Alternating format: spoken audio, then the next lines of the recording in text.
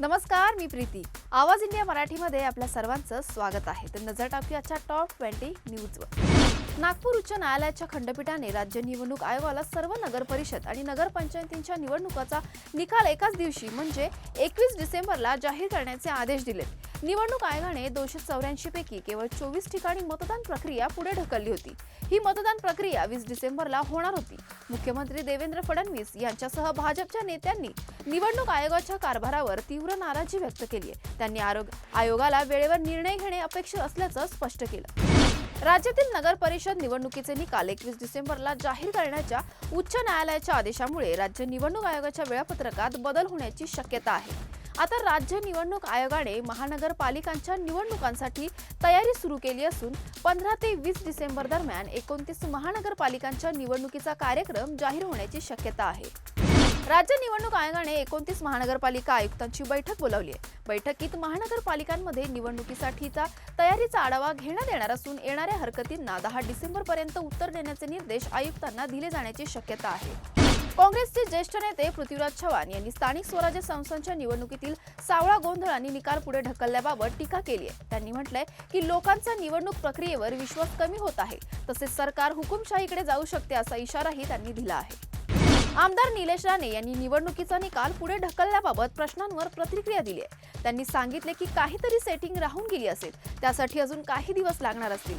राणे म्हणाले की निवडणुकीच्या मधोमध प्रचाराचा 1 दिवस वाढवला गेला असून आतापर्यंत 4 निवडणुका लढवल्या असताना अशा परिस्थितीचा अनुभव त्यांना नाही. त्यांनी नागरिकांना लक्षात ठेवण्याचे आवाहन केले आणि सेटिंगची शक्यता असल्याचं निदर्शनास आणलंय.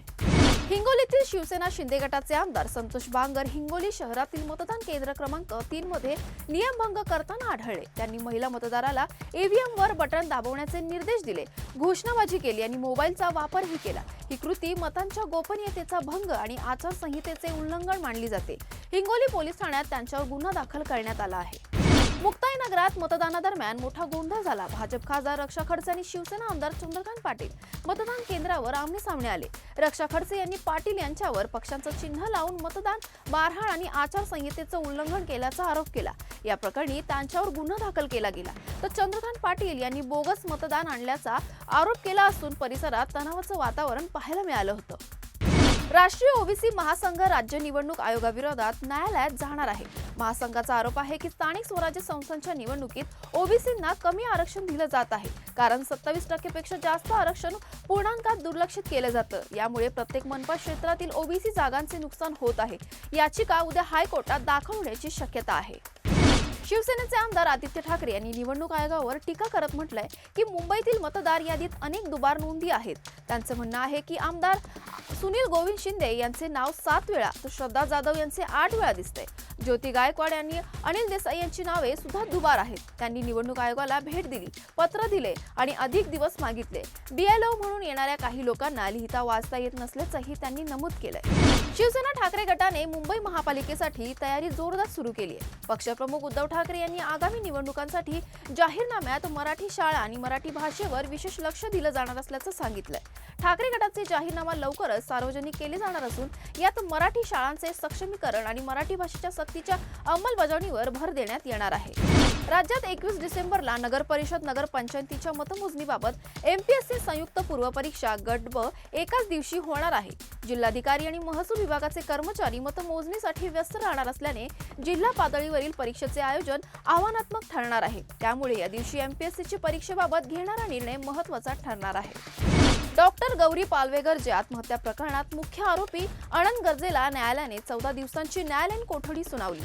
पोलिसांनी कोर्टात अनंत गर्जेची मानसशास्त्रीय तपासणी आणि वैज्ञानिक तज्ज्ञांच्या मदतीने तपासाची गरज असल्याचं सांगितलं. तसेच त्याची पॉलिग्राफ टेस्ट आवश्यक असल्याचंही पोलिसांनी कोर्टाला कळवलं आहे. बनावट IAS अधिकारी प्रकरणात कल्पना भागवत आणि तिचा साथीदार डिम्पी हरजाई यांच्याकडून पद्मश्री आणि राज्यसभा देण्याचे आमिष दाखवून अनेकांची फसवणूक झाल्याचं उघड झालंय.